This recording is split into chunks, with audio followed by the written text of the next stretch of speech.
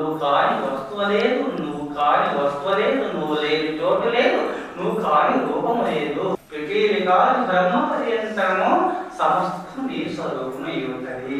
అప్పుడు అద్వైత స్థితిని పొందుతారు పరమ భక్తాగ్రేశ్వరులు.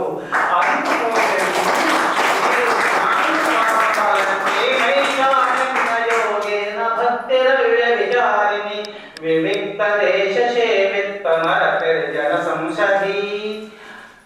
జన సంశతి జనారణ్యంలో ఉండాలని అనిపించదు జ్ఞానులకు.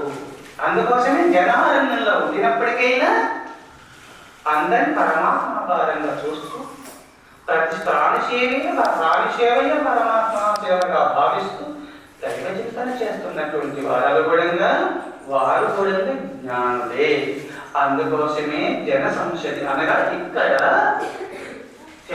జన సంసారకం భజసాధు సమాగమం కురుపుణ్య మహోరాత్రము స్మరణిత్యం అనిత్యకం. ఇక్కడ అజ్ఞానుల యొక్క సాంగత్యాన్ని కూడా వదులుకోవాలి. జ్ఞానులు ఆ దుర్జన సాంగత్యానికి దూరం ఉంటారు. జ్ఞానులైనటువంటి వారు ఆ యొక్క అజ్ఞానుల సాంగత్యానికి దూరం ఉండి సుజ్ఞానుల సాంగత్యం కలిగి సుజ్ఞానిని ఉపాసిస్తాడు జ్ఞాని. జ్ఞాని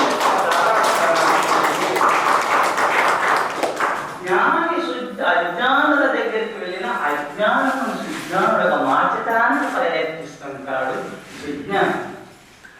అందుకోసం అజ్ఞానికి ఎప్పుడు మారడు సుజ్ఞాని సుమ. కొంతమంది పరిపక్వ స్థితి లేని దైవ పరిపక్వ స్థితిని పొందలేని వారు. పరిపక్వ స్థితి ఎందుకు పొందలేదంటే సంపూర్ణంగా దైవాన్ని నమ్మనందువల్ల పరిపక్వ స్థితి పొందలేదు.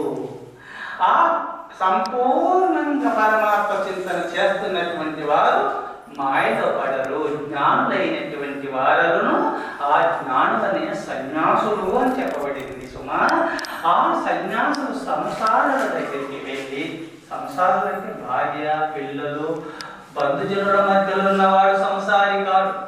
కామ క్రోధ లోభ మోహ మదము మాత్సర్యములకు దాసుడై విషయ వాంఛలకు దాసుడై తింటూ తాగుతూ అజ్ఞానాంధకారంలో విహరించువాడు అతడు సంసారి.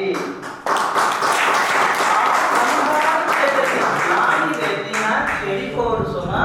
ఆ సంసారులను సన్యాసులుగా మార్చడానికి ప్రయత్నం చేస్తాడు జ్ఞాని.